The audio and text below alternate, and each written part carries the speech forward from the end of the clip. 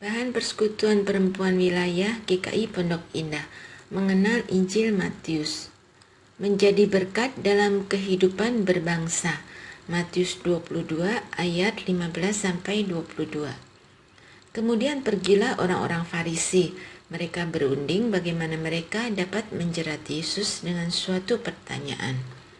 Mereka menyuruh murid-murid mereka bersama-sama orang-orang Herodian bertanya kepadanya, "Guru, kami tahu engkau adalah seorang yang jujur dan dengan jujur mengajar jalan Allah, dan engkau tidak takut kepada siapapun juga, sebab engkau tidak mencari muka. Katakanlah kepada kami pendapatmu, apakah diperbolehkan membayar pajak kepada kaisar atau tidak?" Tetapi Yesus mengetahui kejahatan hati mereka itu, lalu berkata, "Mengapa kamu mencobai aku, hai orang-orang munafik? Tunjukkanlah kepadaku mata uang untuk pajak itu." Mereka membawa suatu dinar kepadanya. Maka ia bertanya kepada mereka, "Gambar dan tulisan siapakah ini?" Jawab mereka, "Gambar dan tulisan kaisar." Lalu kata Yesus kepada mereka, "Berikanlah kepada kaisar apa yang wajib kamu berikan kepada kaisar, dan kepada Allah apa yang wajib kamu berikan kepada Allah." Mendengar itu, heranlah mereka dan meninggalkan Yesus lalu pergi. Sudahkah kita sadari bahwa kita memiliki peran yang penting dalam hidup berbangsa? Tentu kita semua memiliki peran tersebut. Peran penting itu menuntun kita untuk bijak menempatkan identitas keberimanan di tengah hidup bermasyarakat dan berbangsa. Tidak cukup bila kita hanya menjadi warga negara atau warga masyarakat yang tidak melanggar hukum atau peraturan bersama, yang taat membayar pajak dan kewajiban kita, yang tidak menimbulkan masalah bagi orang lain. Kita perlu berbuat lebih dari itu.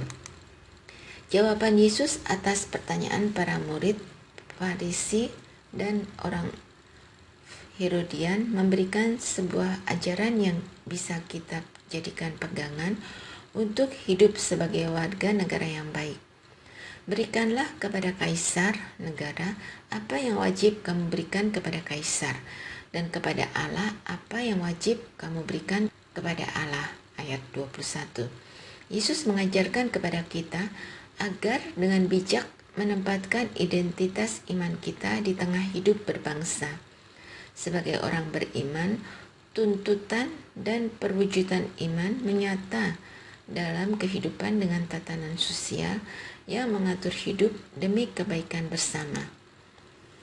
Hidup beriman tidak terpisahkan dari kehidupan berbangsa, begitupun sebaliknya. Oleh karenanya, iman perlu dihayati dalam sikap dan tindakan di tengah keragaman manusia dan kehidupannya. Memberikan diri untuk berpartisipasi, melakukan dan membantu yang bisa kita kerjakan bagi lingkungan sekitar. Dengan demikian, Allah dapat semakin dikenal dalam kehidupan banyak orang karena cintanya dinyatakan dan dibagikan melalui hidup kita. Diskusikan. 1. Sebagai orang beriman, apa yang dapat saudara lakukan dalam hidup berbangsa, paling tidak di tengah masyarakat tempat saudara tinggal? 2. Bagaimana usaha saudara untuk menghayati hidup beriman dalam hidup bermasyarakat dan berbangsa? Kesulitan apa yang saudara alami? 3. Peran apa yang saudara perjuangkan bagi bangsa ini di tengah situasi pandemi ini? Doakanlah. 1. Upaya membantu lingkungan sekitar di tengah situasi ini.